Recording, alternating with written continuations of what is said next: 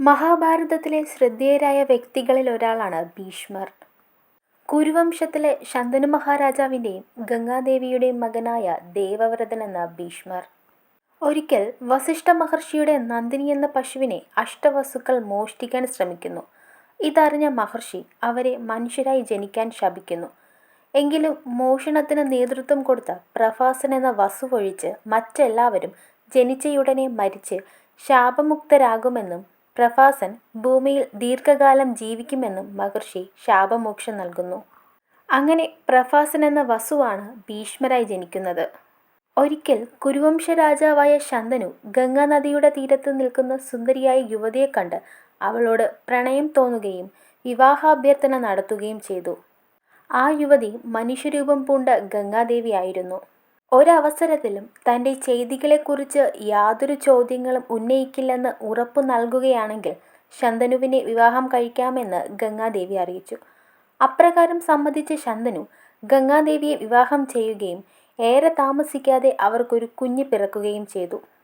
എന്നാൽ പിറന്നയുടൻ തന്നെ ഗംഗാദേവി കുട്ടിയെ നദിയിൽ മുക്കി കൊന്നു. വസുക്കൾക്ക് ശാപമോക്ഷം നൽകാനാണ് ദേവി ഇപ്രകാരം പ്രവർത്തിച്ചത്.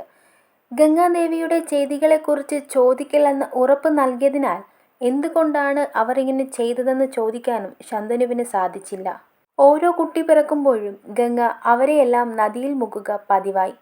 അങ്ങനെ 8ാമത്തെ പുത്രന് ജന്മം നൽകിയപ്പോൾ അവനെയും ഗംഗാദേവി നദിയിൽ മുക്കാൻ തുനിഞ്ഞു. അക്ഷമനായ ശന്തനു ഗംഗാദേവിയെ തടഞ്ഞു. എന്തുകൊണ്ടാണ് കുട്ടികളെ നദിയിൽ മുക്കി കൊല്ലുന്നതെന്ന് ചോദിച്ചു. ശബ്ദം തെറ്റിച്ച രാജാവിനെ ഉപേക്ഷിച്ച് പുത്രനെയും കൊണ്ട് ഗംഗ പോവുകയും ചെയ്തു. പോകുമ്പോൾ മകൻ യുവാവാകുമ്പോൾ തന്നെ അവനെ തിരിച്ചേൽപ്പിക്കാമെന്ന് രാജാവിന് ഗംഗ ഉറപ്പ് കൊടുത്തു. പിന്നീട് ഗംഗ യുവാവായ ദേവവ്രതനെ തിരിച്ചേൽപ്പിക്കുകയും ശന്തനു അദ്ദേഹത്തെ യുവരാജാവാക്കി നിയമിക്കുകയും ചെയ്തു.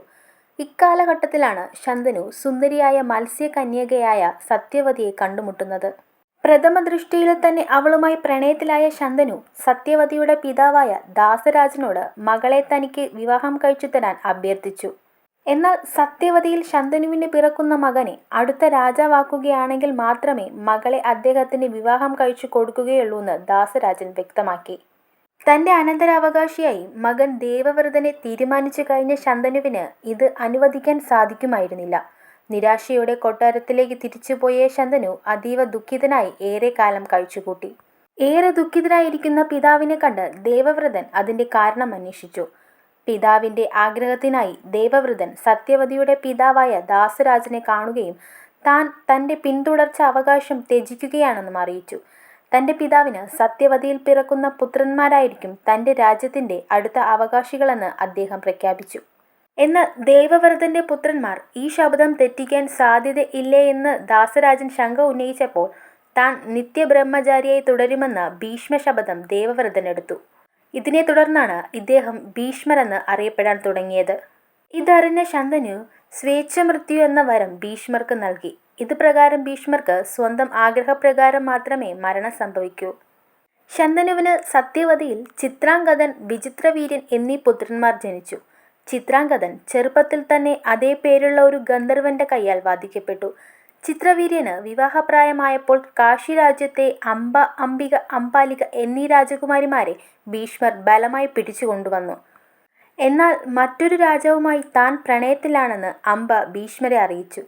ഭീഷ്മർ തുടർന്ന് അംബയെ പറഞ്ഞയച്ച് വിചിത്രവീര്യനെ അംബിക, അംബാലിക എന്നിവരുമായി വിവാഹം കഴിപ്പിച്ചു. എന്നാൽ കാമുകനാൽ നിരസിക്കപ്പെട്ട അംബ ഭീഷ്മരോട് തന്നെ വിവാഹം കഴിക്കാൻ ആവശ്യപ്പെട്ടു. ഭീഷ്മർ ഈ ആവശ്യം തള്ളിക്കളഞ്ഞു. ഇത് കാരണം പ്രതികാരദാഹിയായി മാറുന്ന അംബയാണ് പിന്നീട് ശിഖണ്ഡിയായി മാറുന്നത്. അല്പകാലം കഴിഞ്ഞപ്പോൾ രോഗബാധിതനായി വിചിത്രവീര്യൻ മരണമടയുന്നു. വിചിത്രവീര്യനു മക്കളില്ലാത്തതു കാരണം കുരുവംശം തലമുറയേറ്റു പോകുമെന്ന് ഭയന്ന സത്യവതി ഭീഷ്മരോട് അംബികയും അംബാലികയും വിവാഹം ചെയ്യാൻ ആവശ്യപ്പെടുന്നു. എന്നാൽ തൻ്റെ ഭീഷ്മപ്രതിജ്ഞ കാരണം ഇത് നിരസിച്ച ഭീഷ്മർ സത്യവതിക്ക് പരാശരമുനിയിൽ ജനിച്ച വ്യാസനെ തനിക്ക് പകരം നിർദ്ദേശിക്കുകയും വ്യാസന് അംബിക, അംബാലിക എന്നിവരിൽ ധൃതരാഷ്ട്രർ, പാണ്ഡു എന്നീ പുത്രന്മാർ ജനിക്കുകയും ചെയ്തു. തുടർന്ന് മഹാഭാരത യുദ്ധം നടക്കുന്ന സമയം അതിശക്തനായ ഭീഷ്മർ 10ാം ദിവസവും തൻ്റെ യുദ്ധം തുടർന്നു. പാണ്ഡവപക്ഷത്തുള്ള 10,000-ത്തിലധികം യോദ്ധാക്കളെ കൊന്നു. ദിവസവും 10,000 മഹാരഥികളെ കൊല്ലുമെന്ന് ഭീഷ്മർ ദുര്യോധനന് വാക്കുകൊടുത്തിട്ടുണ്ടായിരുന്നു. അത് അദ്ദേഹം പാലിക്കുകയും ചെയ്തു. എന്നിട്ട് യുധിഷ്ഠിരനോട് അദ്ദേഹം വിളിച്ചു പറഞ്ഞു, അല്ലയോ ധർമ്മപുത്ര, ഇനിയും വധം നടത്തുവാൻ എനിക്ക് താല്പര്യമില്ല. ജീവികളെ കൊന്നു ഞാൻ മടുത്തു. അതിനാൽ ശിഖണ്ഡിയോടൊത്ത് വേഗത്തിൽ വന്നെന്നെ വീഴ്ത്തുവാൻ യത്നിക്കുക. തുടർന്ന് ഭീഷ്മർ യുദ്ധം ചെയ്തു. കൗരവപക്ഷത്തുള്ള മറ്റു മഹാരഥികൾ ശിഖണ്ഡിയെ അസ്ത്രങ്ങൾ കൊണ്ട് എയ്തെങ്കിലും അവയെല്ലാം അർജുനൻ തടുത്തു. ശിഖണ്ഡിക്ക് ഒരു പോറൽ പോലും ഏൽക്കാതെ സംരക്ഷിച്ചു. തുടർന്ന് അർജുനൻ ശിഖണ്ഡിയോട് ഭീഷ്മരുടെ നേരെ മാത്രം അസ്ത്രം പ്രയോഗിച്ചാൽ മതിയെന്നും അവനെ താൻ മറ്റുള്ളവരിൽ നിന്നും രക്ഷിച്ചു കൊള്ളാമെന്നും പറഞ്ഞു. ശിഖണ്ഡി തുടരെ ഭീഷ്മരുടെ നേർക്ക് ശരം പ്രയോഗിച്ചു. ഭീഷ്മർ ആ അസ്ത്രങ്ങൾ തടഞ്ഞില്ല. അർജുനൻ ശിഖണ്ഡിയെ പ്രോത്സാഹിപ്പിച്ചു കൊണ്ടേയിരുന്നു. ഇടയ്ക്കിടെ അർജുനനും ഭീഷ്മരെ എയ്തു. അർജുനന്റെ അസ്ത്രങ്ങളാണ് ഭീഷ്മരെ വേദനിപ്പിച്ചത്. ശിഖണ്ഡിയെ അദ്ദേഹം വകവച്ചില്ല.